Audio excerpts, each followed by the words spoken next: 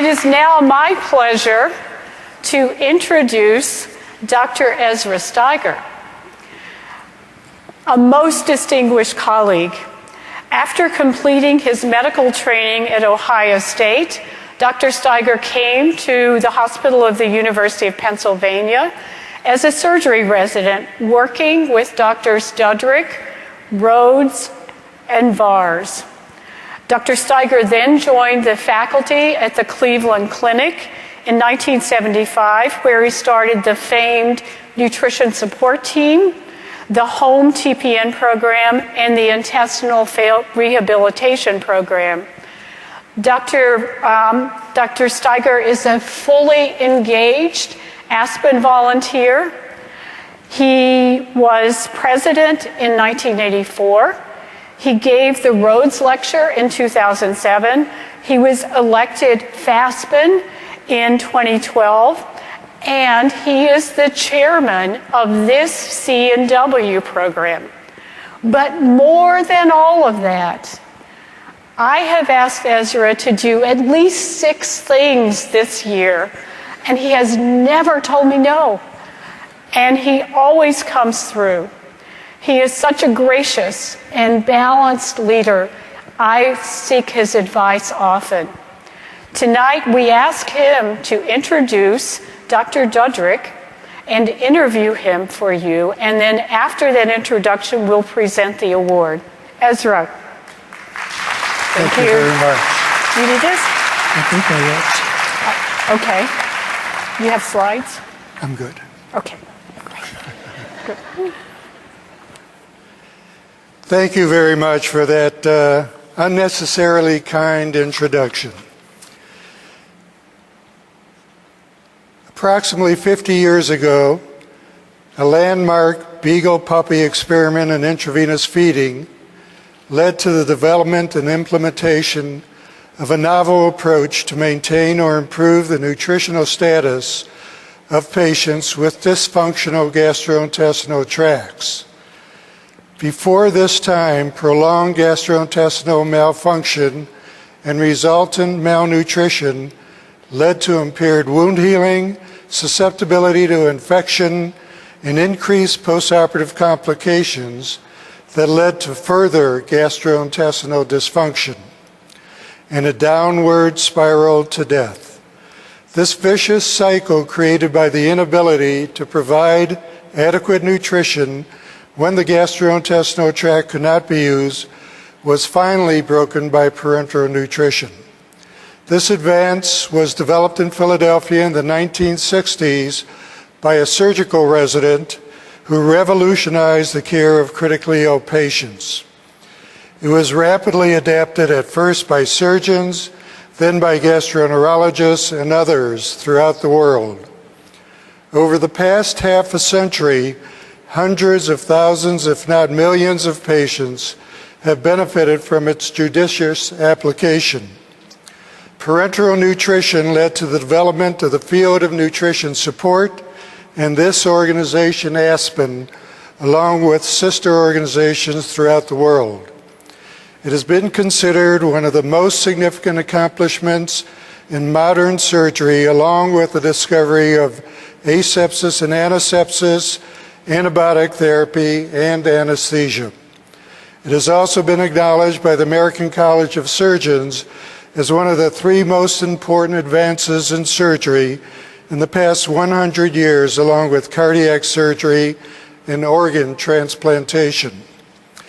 I am honored and delighted to lead this afternoon's interview of the surgeon scientist responsible for the development of parenteral nutrition, my mentor, colleague, and friend, Dr. Stanley J. Dudrick.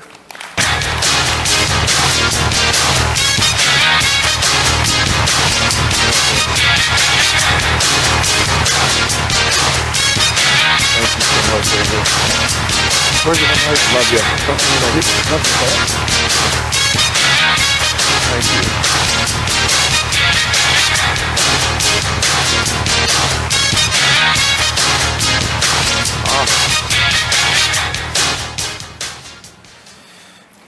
These are all untwisted, so they're ready to go.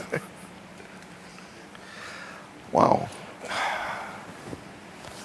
It's been a long 50 years, huh? God bless you all for being here. I'm just going to start off with a few background information, then let you kind of take over. Dr. Dudrick was born April 9th, 1935 in Nanticoke, Pennsylvania. He graduated from Franklin and Marshall College, a private co-ed liberal arts college in Lancaster, PA. He was a class president, Phi Beta Kappa, Williamson Medal as the outstanding member of his class, graduated cum laude with honors in biology in 1957. It's no surprise that you've done all that you've done with that type of a background. He went to medical school at the University of Pennsylvania, got his MD degree in 1961, and you met someone before then, somebody by the name of Teresa King. Can you tell me about Teresa? Well, Teresa's the love of my life and has been for, more than 60 years now, 62 years. We met in the Pocono Mountains at Skytop Lodge. She was a waitress, I was a room waiter. She was going to College Misericordia in Dallas, Pennsylvania. I was at F&M. Actually, both those schools were, one was all girls, one was all guys at that time. Now they're both co-ed.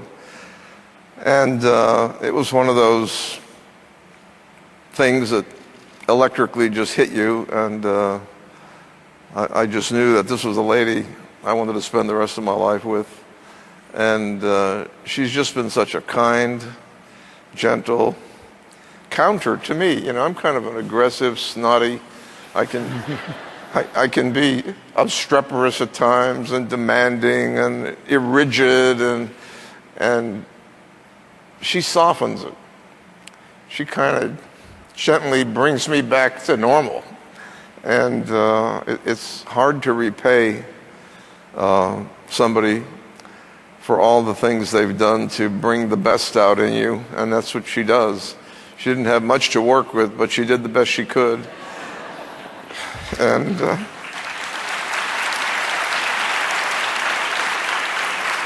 well, Stan, you helped to bring some of the best out of Terry, too. And those are your children who are here today. I wonder if Terry and Susan, Carolyn, Holly, Paul, Stanley, and Ann could stand up and be recognized.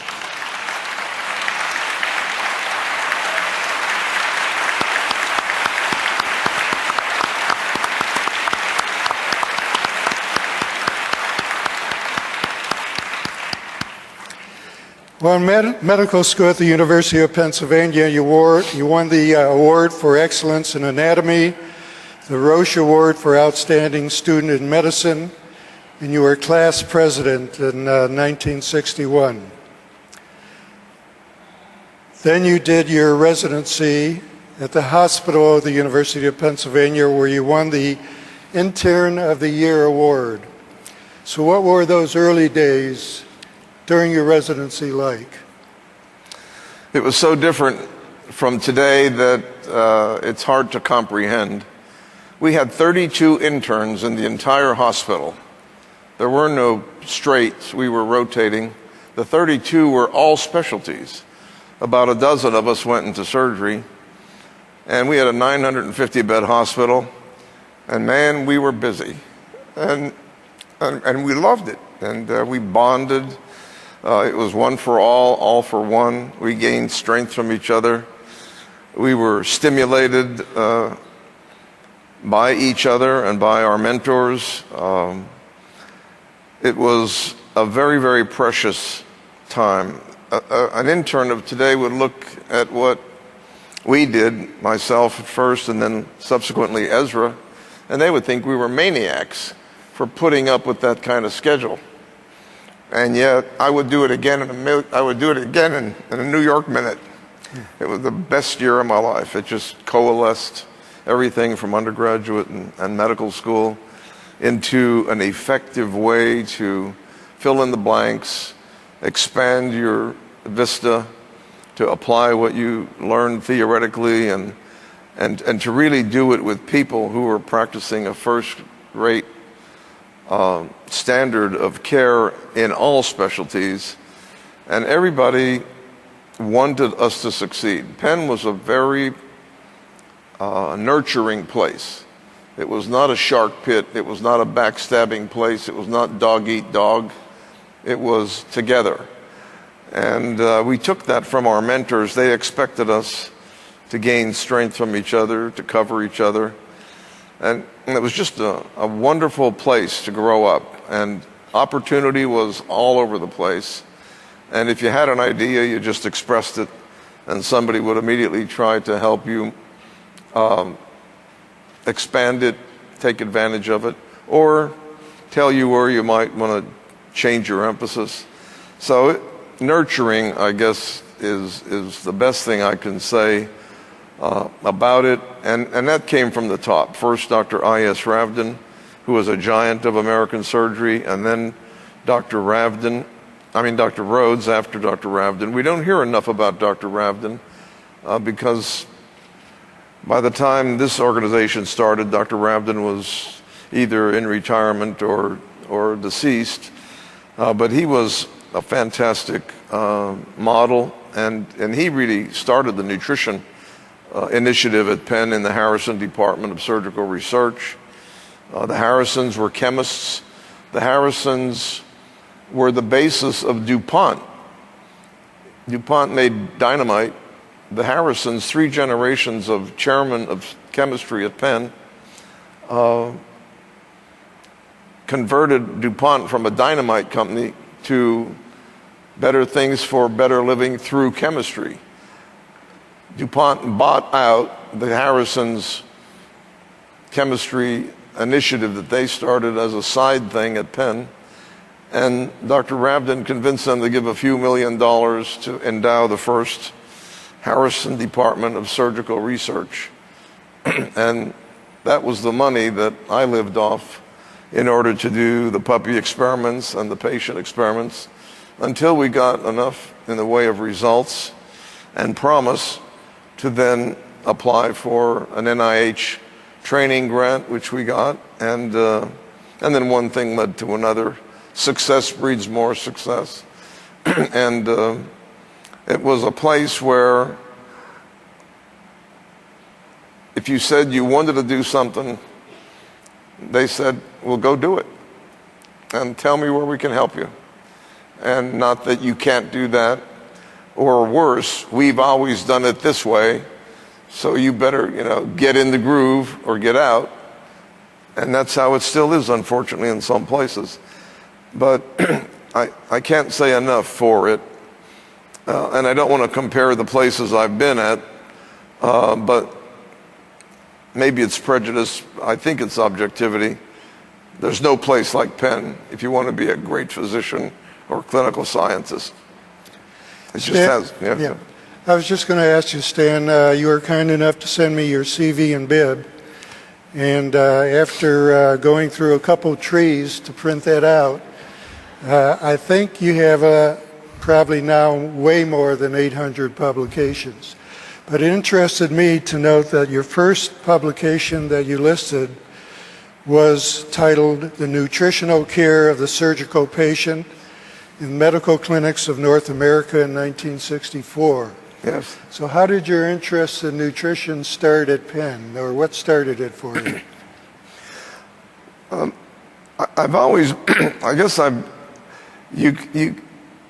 I would answer at Penn, to answer your question specifically, at Penn, my interest there was stimulated as far as curiosity was concerned, again by Dr. Ravden, who had what we would today call a site visit grant for Lipomol, which was the cottonseed oil emulsion, which ended up being a disaster, but it was at least an initial start for fat emulsions. And I was a student on his service, and he asked me to take over the clinical infusion supervision of his patients that he was giving a bottle of Lipomol, 500 ml bottle of this stuff. He gave me this case of white, milky looking things and said, Stanley, I want you to give this over 6 hours to a dozen patients and take their vital signs and temperature and every 10 minutes for 6 hours. And I thought, oh my God, I can't put this white milk into people. I'm going to kill people. And I'll never forget putting that needle in the first patient and beginning the infusion. I was sure that patient was going to just jump up off the bed and roll over and die.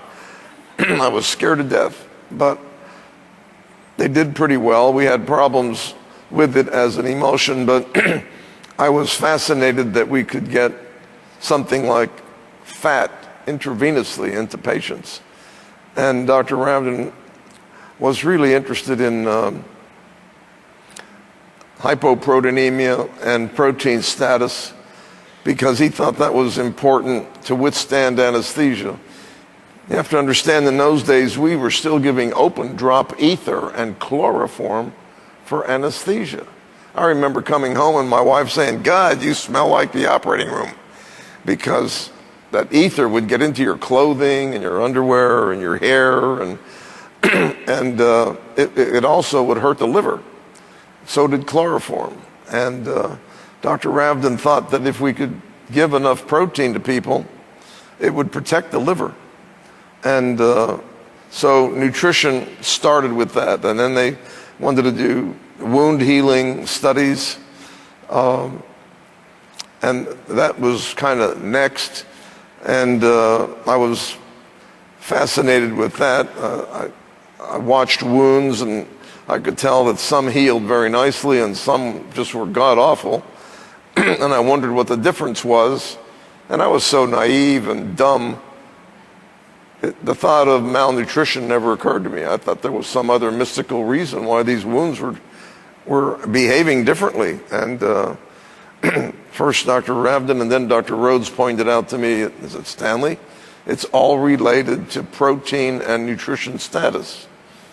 And I still had a hard time connecting that in my mind. You know, I just couldn't see these little molecules rolling around in the bloodstream and having anything to do with the wound or the liver. And they assured me that they were correct and that was something that was a challenge to surgical outcomes at that time. And then I kind of put that in the back of my mind, and Dr. Ravden then gave me a little book on there's a little monograph by describing Beaumont's initial studies with the gastric fistula patient that he took care of for 30 or 40 years and lived. And I remember reading that, and there was a lot of rudimentary nutrition there. And then when I was an intern, having lost 3 of Dr. Rhodes's patients over a one weekend that I was on, and our weekends would start Friday night, all day Saturday, all day Sunday, until Monday morning. That was a weekend on. And it was straight through. You lived with the patient. If you got any sleep, it was standing up in a corner, lying down on a litter, sitting in a wheelchair.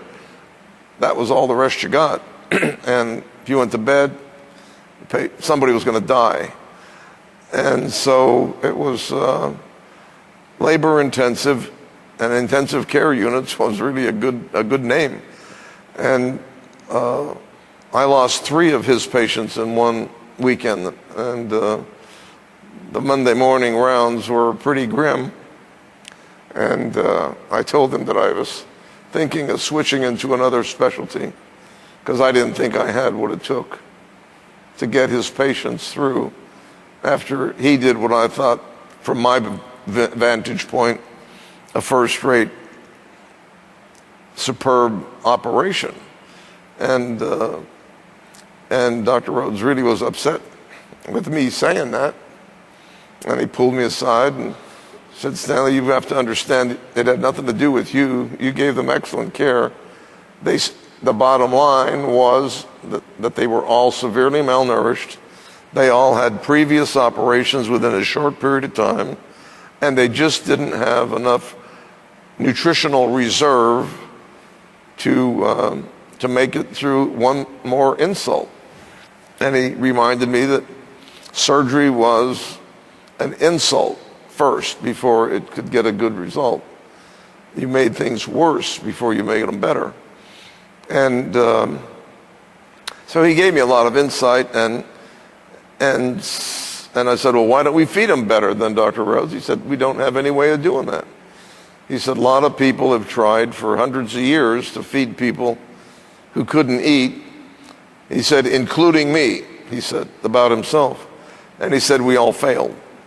And he said, it's pretty much accepted by the modern medical community that feeding by vein is impossible.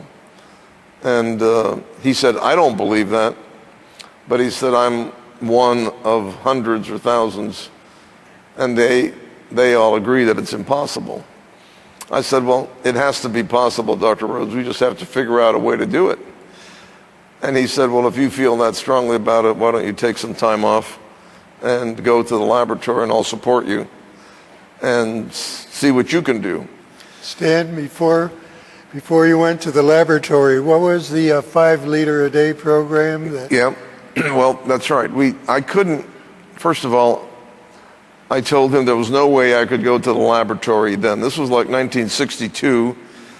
I was just beginning to feel comfortable in the operating room, and I didn't want to break up my training until I got a couple of years under the belt and felt that I could become a pretty competent surgeon. And I had to learn something about nutrition. I was dumb as a stone.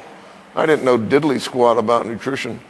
I didn't even know one vitamin from another, pretty much. And so I told them I needed to do some reading and investigation. And during the next 2 years, I did read over 600 articles or chapters. I made 5x7 cards, index cards, and I had to teach myself nutrition. And there was no formal way to get it at Penn at that time. And then when we started analyzing why you couldn't feed adequately, you couldn't give a sick patient a lot of fluid, and you couldn't give them concentrated nutrients because it burned the vessel, destroyed the red cells and white cells and platelets. So it was a problem of logistics. How do you get what the body needs into the body and not drown them or put them in pulmonary edema or a lot of other problems? And I said, well, Dr. Rhodes, why don't we give 3 or 4 liters instead of 2 of a 10% solution instead of a 5% solution, and then we can give a diuretic. And he said, that's an idea, and it has been thought of, but the diuretics at that time were mostly intramuscular. They were mostly mercurials, and they didn't work that much for water that you infused into people. They would help get rid of edema, but you couldn't give those diuretics prophylactically and then give 1,000 more cc's of water than you ordinarily could handle. They just didn't work. And so just by chance, I was reading a New England Journal article about Diuril, intravenous Diuril, which was chlorothiazide. And I thought, wow, intravenous diuretic. I literally took that article down to Dr. Rhodes' office and barged in the middle of his office hours and said, Dr. Rhodes, I have something I got to show you. And he said, well, make me a copy of that and come back at 4 o'clock or whatever it was. Well, by that time, I not only made a copy of it, I called the pharmacist and I said, have you ever heard of this diuretic? He said, we just got that in today. We got our first shipment in today. And I couldn't believe it. He said, come on down, I'll show you. So I went down. So I actually got a vial of intravenous Diuril and took it with reprints to Dr. Rhodes' office. And we sat down after that and actually literally wrote out prescription for 5 liters of what we called hyperalimentation. He liked that word. I never liked it very much, but he liked it, and he was the boss. So, because I always worried that people would misinterpret hyperalimentation as overfeeding, and they did.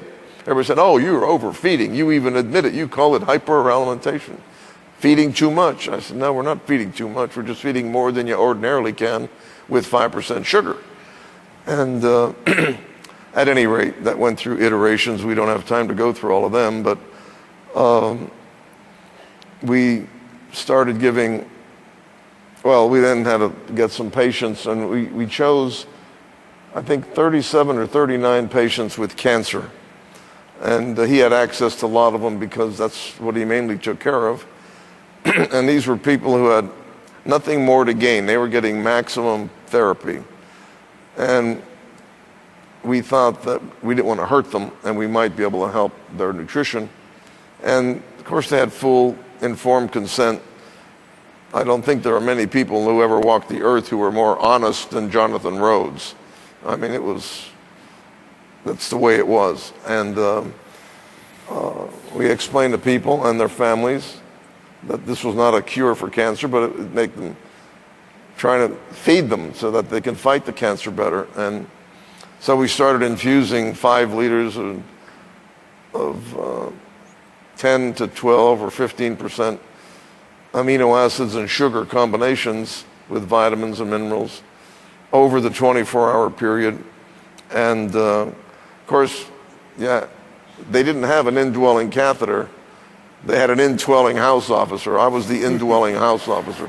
I was just there all the time, watching every hour, not knowing when I was going to push them over the cliff, loading them up. And we had a couple,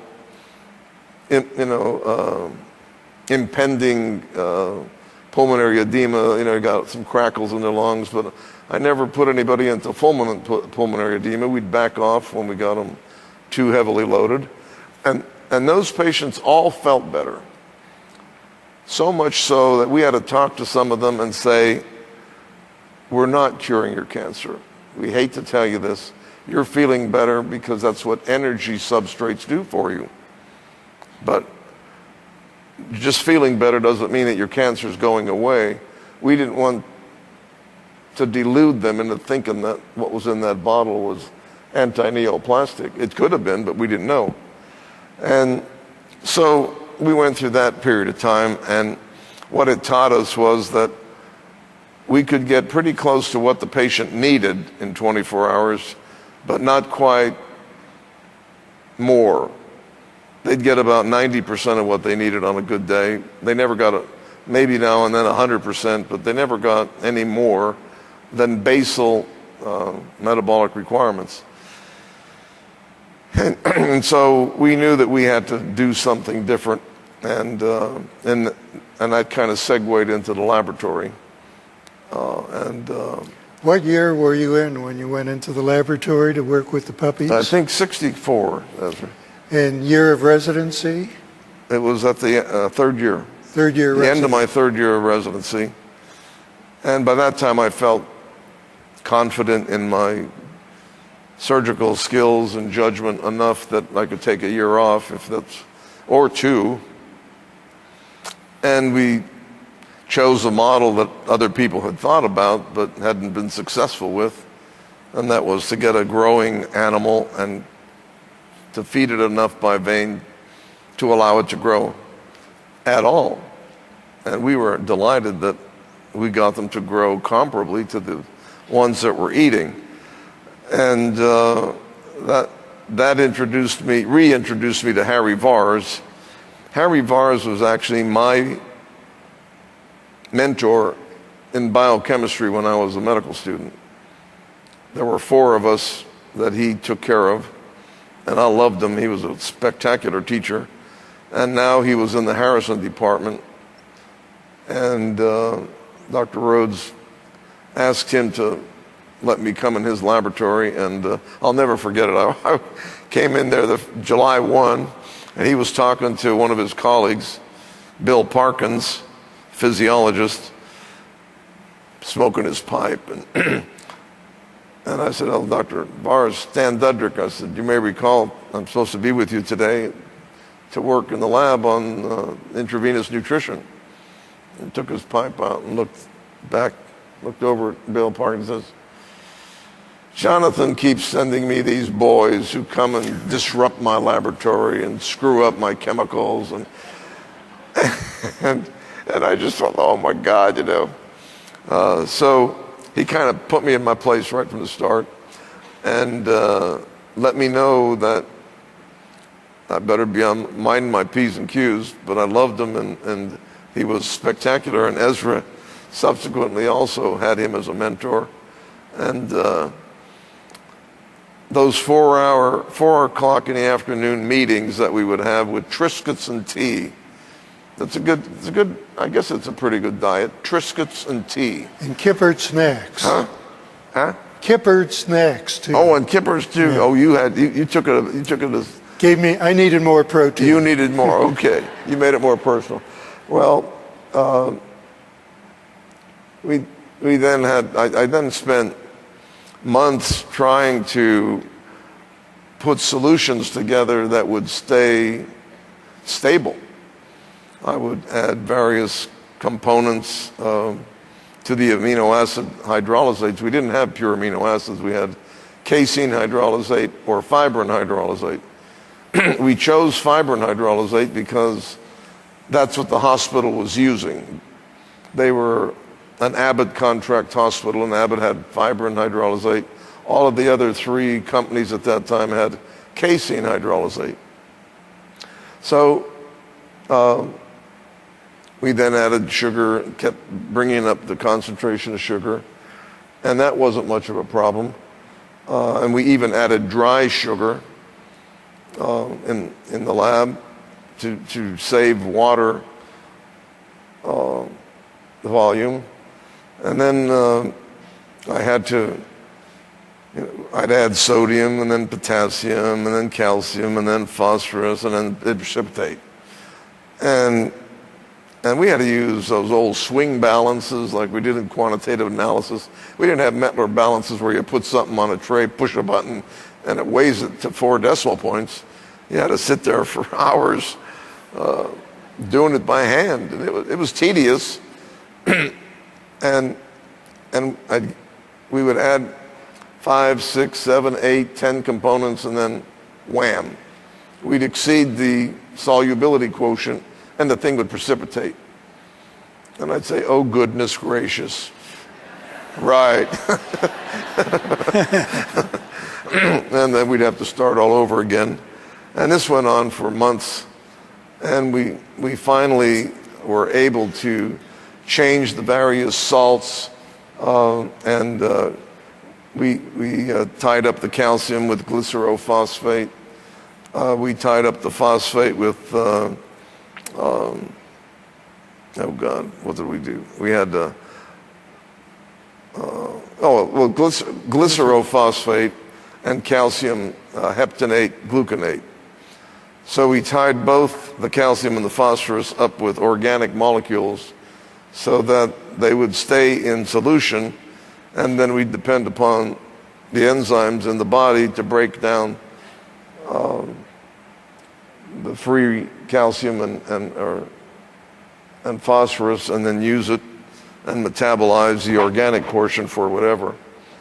And we didn't have any vitamins, fat-soluble vitamins. We had vitamin K, but it was problematic. There were about 4 or 5 different iterations of that. But for the moment, we thought, well, we can always give the vitamin K intramuscularly if we had to. But A, D, and E, there just weren't any IV forms of it. And so we had to get that done by U.S. Vitamin Corporation. And that took a little bit of arm twisting and influence peddling. Nothing happened without a lot of effort and persistence. And I must have been a real pain in the tail to some people, because I just kept hitting them again and again. I never would give up. and they'd finally pay some attention to me. We couldn't autoclave the solution because it would become caramel. That's how you make caramel. You mix together sugar, water, some protein, and cook it, and you'll get caramel. So that's what was happening when we autoclaved the solution.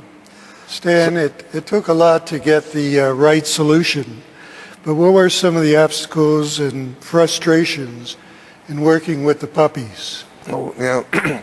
Well, the puppies are, what makes them wonderful is they're so frisky and friendly, and they want to play all the time, and they're like little boys, they're always in trouble. And we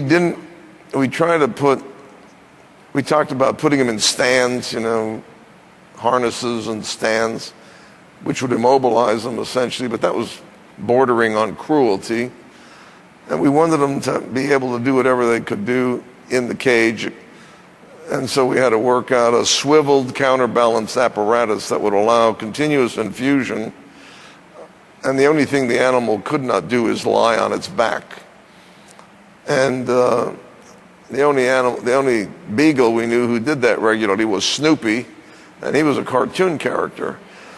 So we said, okay, we'll work on this apparatus. Harry Vars had a crude apparatus that he had used in adult dogs, but it was not adequate. It didn't allow swivel. So we went to the town school of mechanical engineering at Penn and got them to make us some pretty fancy stainless steel swivels with O-rings and things that would allow the fluid to flow without leaking all over the place, and yet the animal could swivel around, bounce up and down.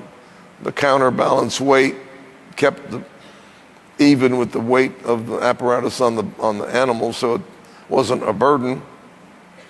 And we had harnesses that we had to make, and they had to be snug enough so that the animal didn't get out of them, and yet not so tight that it would chafe the skin or cause ulceration or irritation. And my dear wife had after she'd get the 6 kids to bed at 11 o'clock, by 11 o'clock at night, then between then and 2 o'clock in the morning, she'd be with her sewing machine making harnesses for me for the puppies, because every couple of weeks we had to get a bigger harness because the puppies were growing. So, and we adjusted them a little bit. We didn't have Velcro in those days. Hard for y'all to realize. We used safety pins and adhesive tape and surgeons. And we had a couple times when the apparatus failed. But when you think of the number of days, infusion days, which came into the thousands, I doubt that we had any more than a half a dozen serious leaks. And but when the stuff did leak all over the dog, the first dog, it leaked more than others because we were developing the apparatus. And he got the name Sticky Bun because that's sugar water would get into his coat, and he just smelled and looked like a sticky bun, Cinnabon, and that's what we call them. And we overcame that, and we would feed them 23 hours a day by vein, and then we'd plug their catheter with heparin lock and let them play with each other in the hallways of the lab, and being careful that there wasn't anything there for them to eat. And then put them back in the cage. By that time, I had cleaned out their cages and scraped away any excrement and saved it to analyze. And we did pretty well. My kids would come every once in a while, take the dogs outside on Hamilton Walk and walk them in the grass or play with them, and they loved that. I think the kids liked it and the puppies liked it. And Stan, speaking of leaks, speaking of leaks, you had some trouble with the dogs as far as figuring out how to get them to urinate, and when you worked with the newborns. The newborns. Yeah, we idealistically, although it wasn't really part of the experiment, it fascinated me. I was hoping I could raise puppies from birth. My goal was to raise puppies from birth to reproduction, and then get them to reproduce and have a second generation. That was my long-range idealistic goal. But we'd have to get the puppies right after they were born. So we'd get pregnant dogs brought in through the breeders, and we had a room there where I used to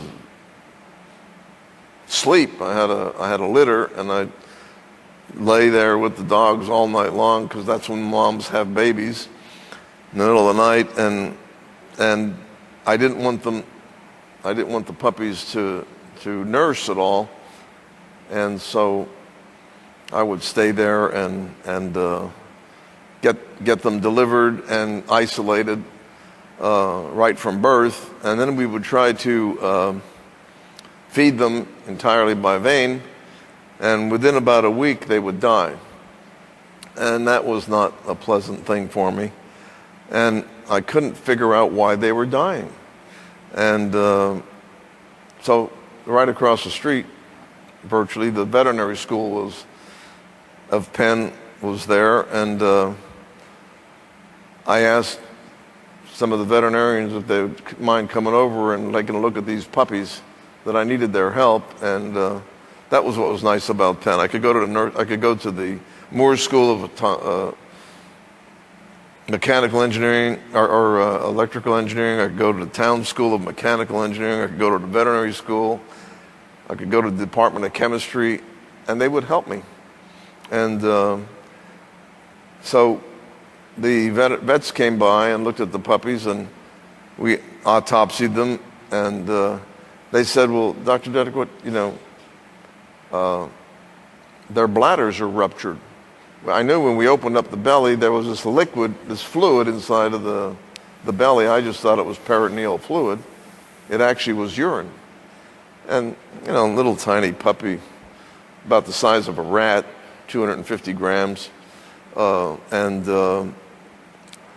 wasn't sophisticated enough to realize that the bladder had ruptured. And, but the vets knew it right away. And I said, "Well, why are the bladders rupturing?" And they said, "Oh, you're feeding them by vein, aren't you?" And I said, "Yeah." And he said, "Well, a puppy has a very tiny urethra.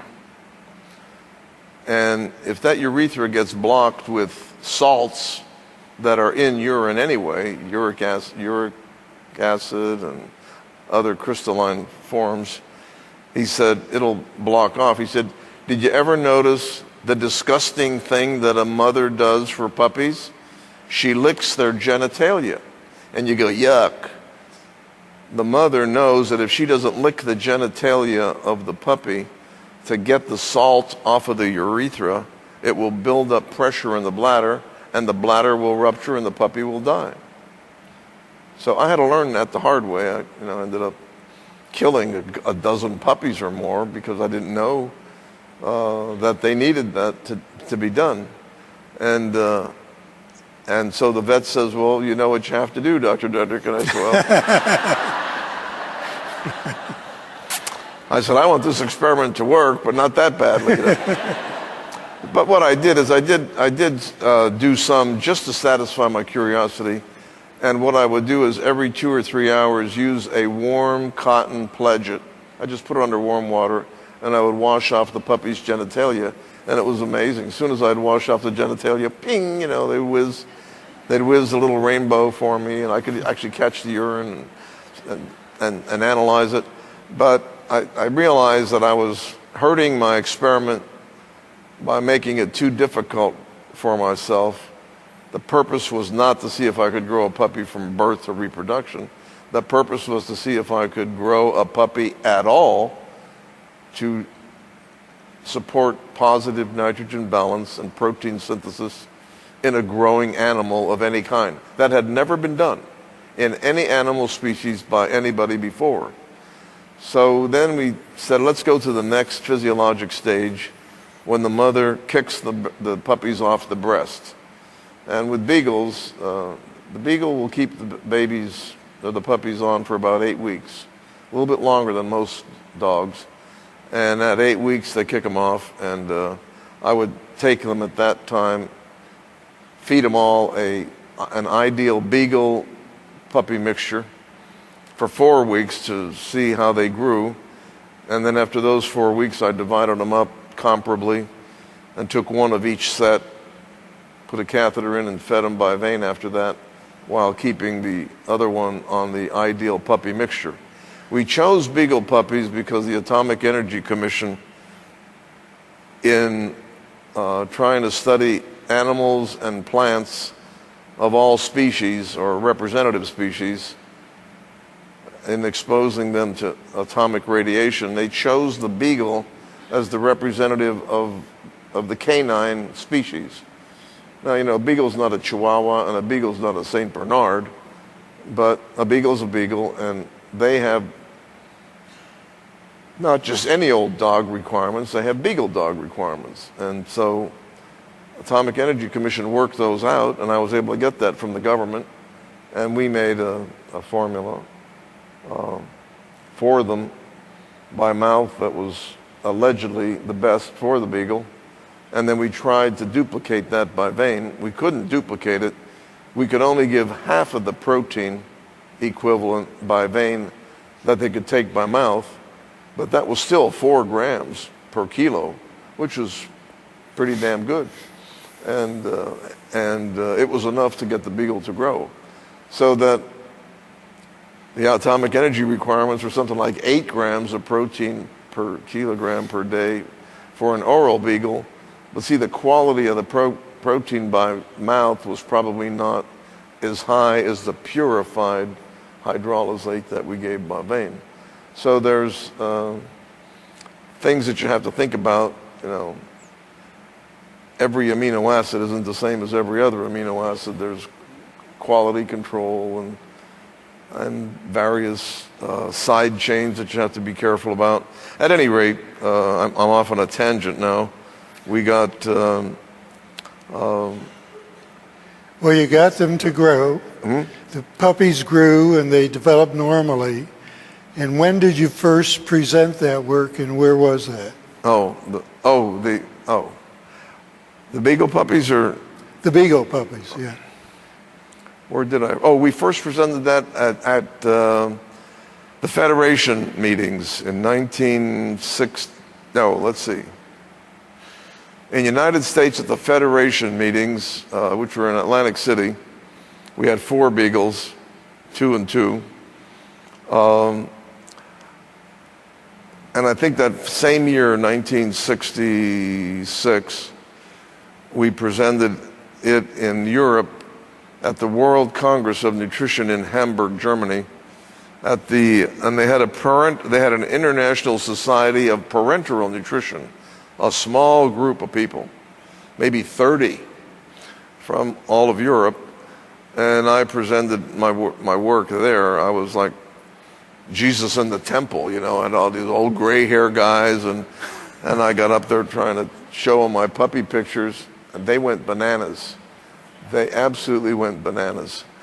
And before you know it, I was getting invitations all over Europe from that meeting, and Dr. Rhodes said, Stanley, take a couple weeks off and go to Sweden, go to Italy, you know, go to England and give your talk to them too. And so I did do that.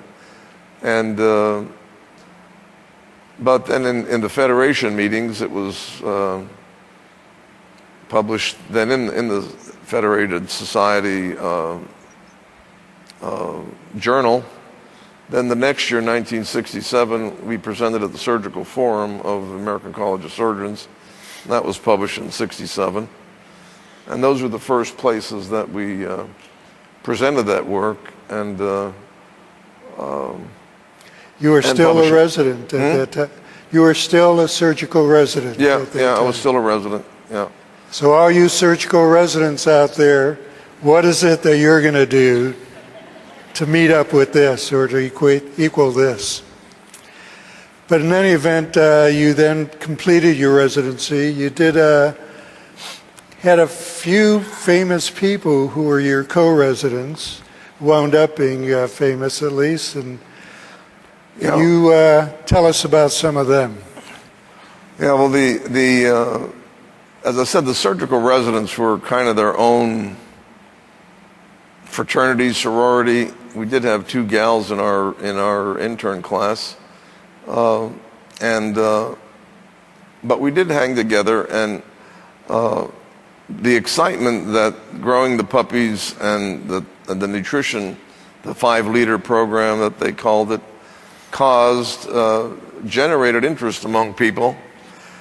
Sometimes I had to generate the interest, and sometimes it just generated spontaneously. But if you take it, Ezra was one of the best for me. He started as an intern, and when I finished my residency, June 30th I was chief resident. July 1st I was chief of surgery of the VA hospital in Philadelphia. I wasn't even board certified. They had to go down to Washington and virtually almost get an act of Congress to allow me to be chief of surgery of a hospital in the VA system, and I wasn't even certified. But we got it done. Dr. Rhodes backed me up, and Ezra was one of the first. He was the first person in the internship that came over to the VA. He had to volunteer because Dr. Rhodes was so honest. He knew that Ezra didn't agree to go to the VA when he first came to Penn. So he had to kind of ask Ezra, would you mind going to Penn with Stan? Of course, Ezra, thank God, came. He and Frank Tyers came at the 4th-year level. Frank became a heart surgeon and chief of surgery out in, I think, Edmonton, Canada. We had, if you go back in time, John Daly started with me as a sophomore at LaSalle College on a Smith, Kline, and French fellowship for the summer. And he came and spent a summer with me in the lab. And he was a very resourceful guy. And then ended up being with me for 13 years.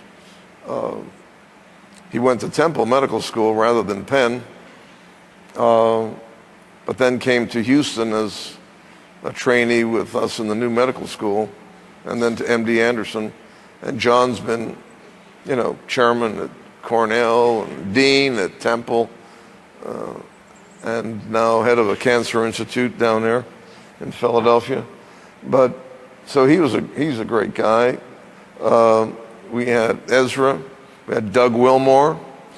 Doug Wilmore was, I think, the first one of the residents at Penn who agreed to take I mentioned earlier, we had a NIH training grant related to nutrition and surgery. And Doug was the first fellow in that grant. So he got 2 years of support in the lab with us. And by the time he came on, we had the dogs done, but we were starting to work with short bowel dogs. The next phase was to make dogs short bowel and study short bowel. And then the baby came into our lives just by serendipity or luck or God's will, whatever you believe in.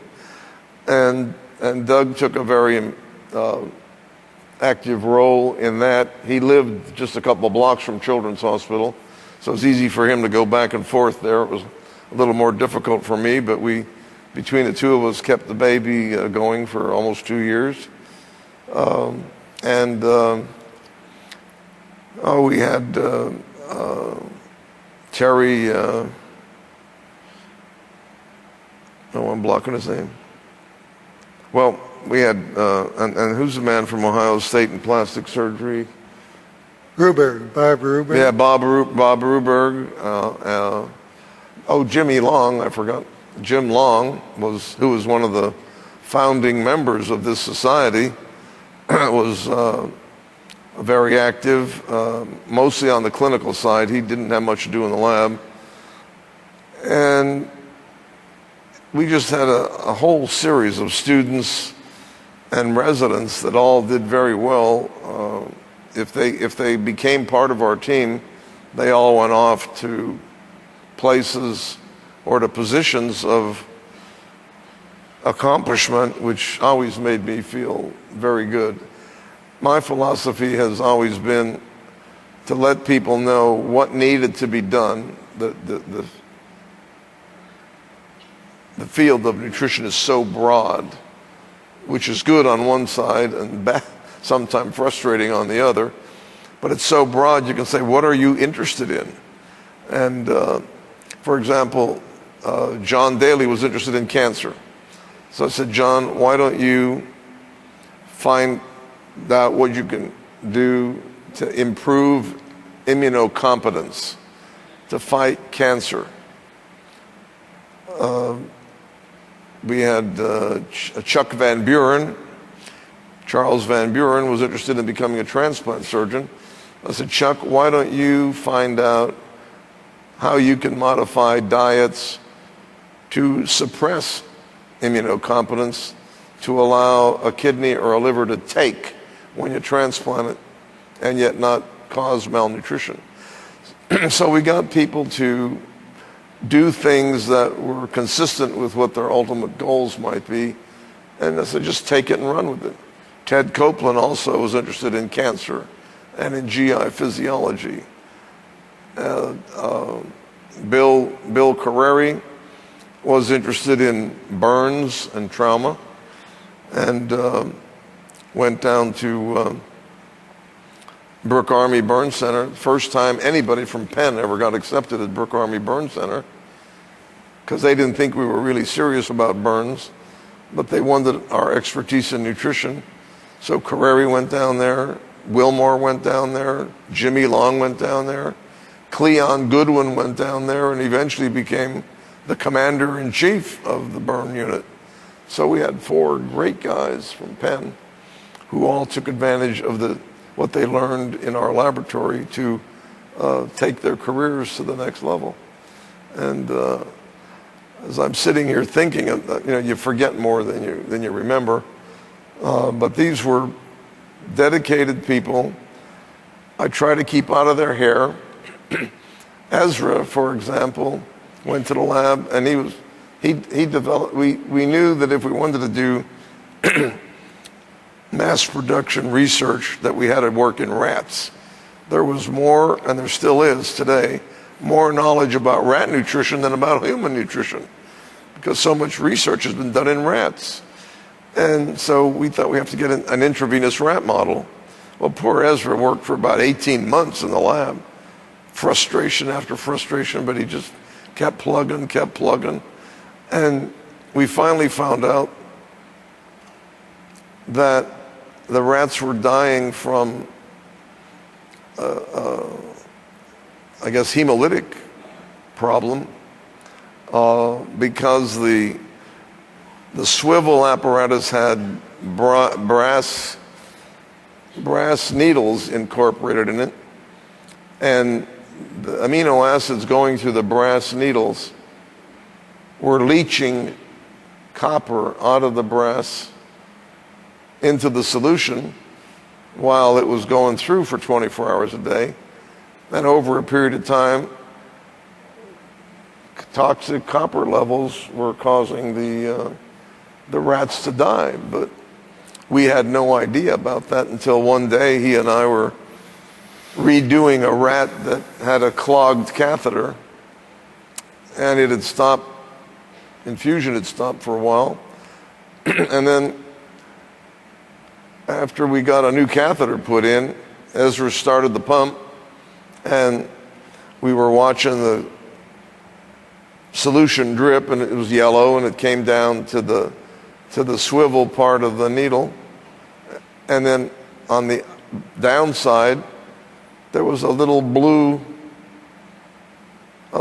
band in the solution, just a couple millimeters, wasn't it, Ezra? Yeah, that was one of those aha moments in research, when the solution went through and you saw the blue flash of the copper.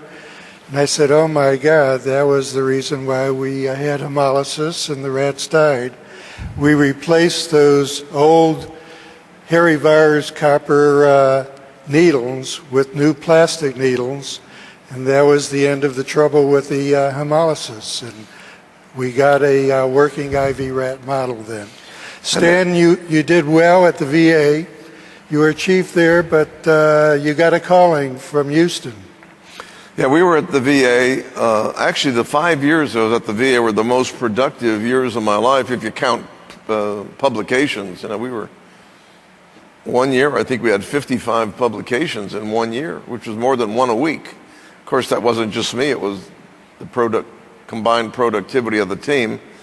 And we created quite a good laboratory at the VA, and we added more people to the team. For example, we got the veterinary school students were across the street, and we couldn't do everything ourselves, and we had a whole kennel of dogs on short bowel syndrome studies and others. And so I got the VA to give 3 veterinary students free room and board in the hospital because we had space, and what the heck, 3 more meals a day wasn't going to break the VA.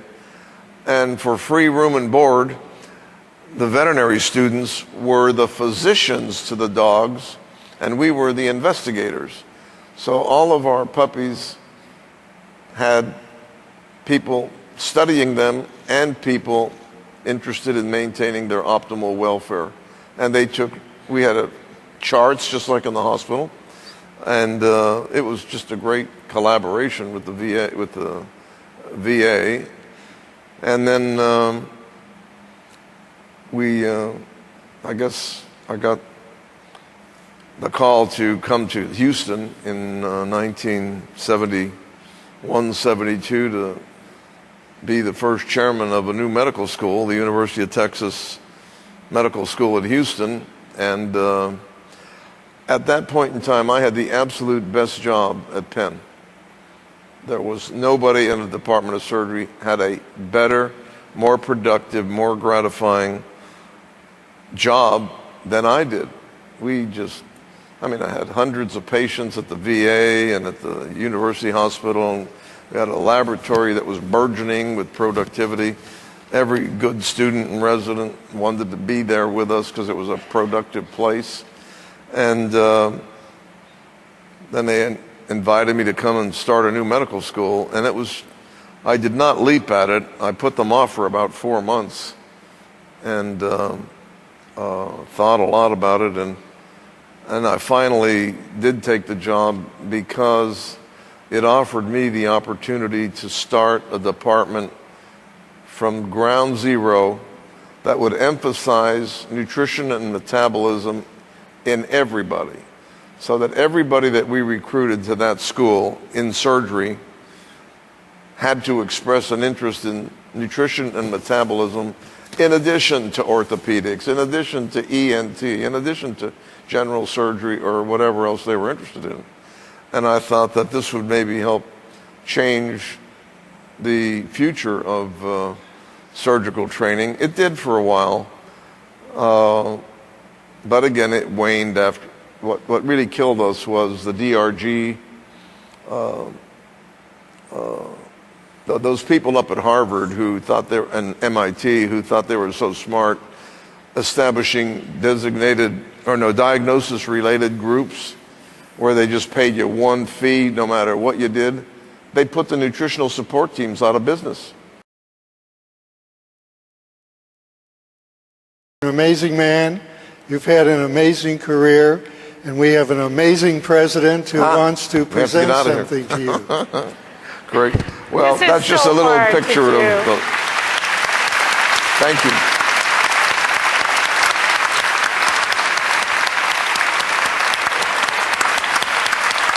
Okay.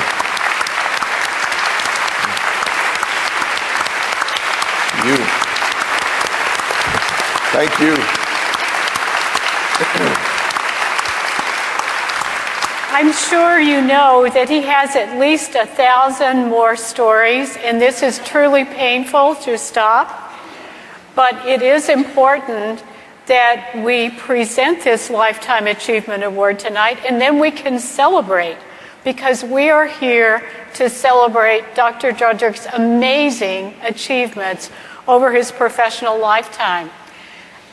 These stories are wonderful. They are part of our history.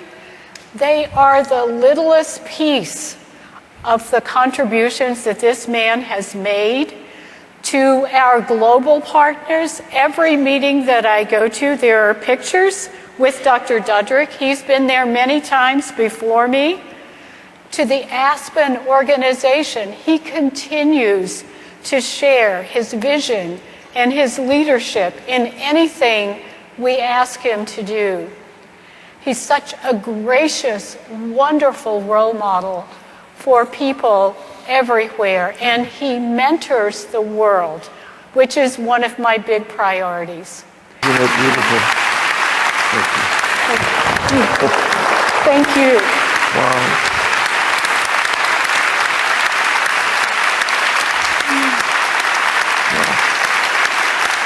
Thank you very much. Wow. Hey. Take that, Tom Brady.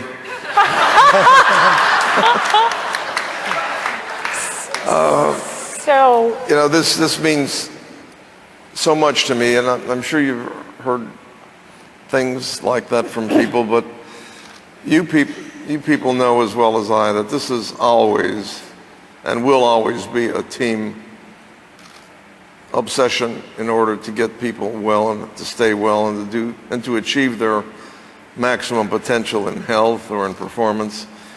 And I'm so grateful to all of you because you've all enriched my life. You have nourished me with your interest, with your participation in ASPEN. It makes a guy like me, who doesn't know how much longer he's going to be on this side of the grass, know that in the future, the quality of nutritional care and support and the quality of life and the longevity of our patients will be ensured by your efforts, by your persistence, your hard work. If it were easy, anybody could do it. And it's not easy, and you do it so well. And now I'm getting choked up, and I thank you so much for this great honor. God bless you all. Thank you. Thanks, Street.